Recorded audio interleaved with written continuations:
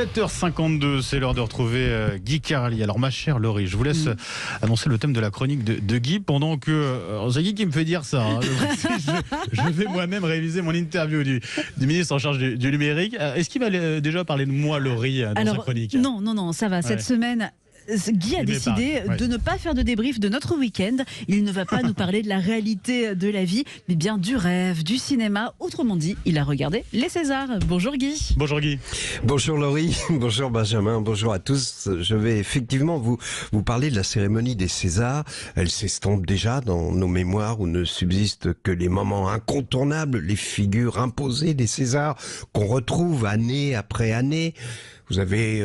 par exemple, l'interpellation ou de la ministre de la Culture par un comédien qui se fait applaudir pour une satirade émouvante et lyrique sur les jeunes artistes qui crèvent de faim. C'est drôle parce que ce sont les mêmes qui font semblant de ne pas entendre lorsqu'ils les appelleront derrière les barrières métalliques devant le Fouquet's où ils iront dîner après la cérémonie. Quant au ministre, tout au long de sa mise en cause, il hoche la tête avec un sourire forcé, cligne longuement des yeux en signe de compréhension, mais aussitôt la cérémonie terminée, il ira téléphoner à son collègue du budget pour lui demander de coller un contrôle fiscal au cul de ce petit con. Autre incontournable de la cérémonie des Césars, le chieur. Le type que personne ne connaît, qui vient d'obtenir une récompense dans une catégorie technique ou mineure, genre Oscar du court-métrage d'animation, et qui remercie pendant des plombes dans un discours interminable chargé de maniérisme pompeux, d'émotions affectées, de lyrisme convenu. Ou alors ceux qui débarquent à 6 sur scène pour le César du meilleur montage et qui tiennent tous à dire un mot.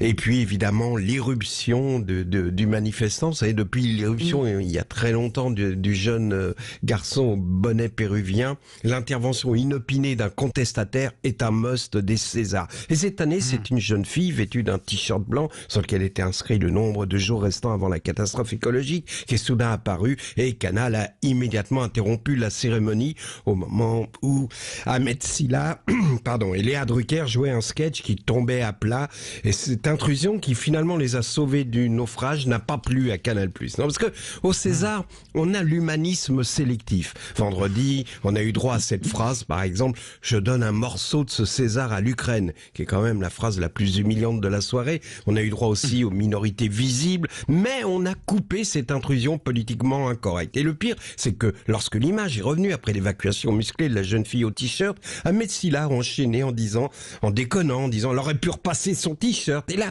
on avait l'impression du remake, vous savez, de la scène de Don't Look Up, où le présentateur noir d'une émission de télé se fout de la gueule de l'écologiste qui vient annoncer la catastrophe. Et puis il y a eu le moment du supplice infligé par ceux qui ont la carte. On y a droit chaque année. Et vendredi, ce fut Charlotte Gainsbourg jouant au piano sur un doigt une chanson de son père, accompagnée par un rappeur qui lui ne chantait que sur une note.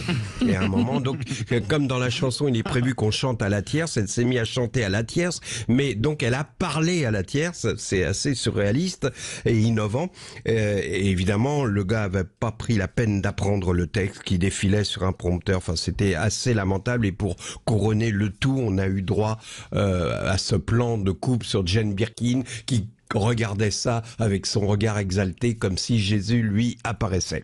Mais deux hommes ont sauvé la soirée. Bastien Bouillon, meilleur espoir masculin, à sa façon de monter sur scène, et dès ses premiers mots, on a pensé à Patrick Devers. Il avait le visage dessiné par la passion, l'intensité dans le regard. On sait que ce type-là ne demandera jamais la carte. Et puis c'est cette phrase du meilleur espoir.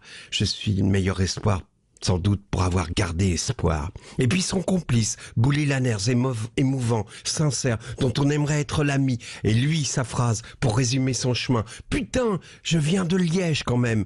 Et puis vous savez, au César, il y a la musique. Quand les gens sont trop longs, c'est d'une vulgarité absolue. Ah ben, voilà, je suis trop long.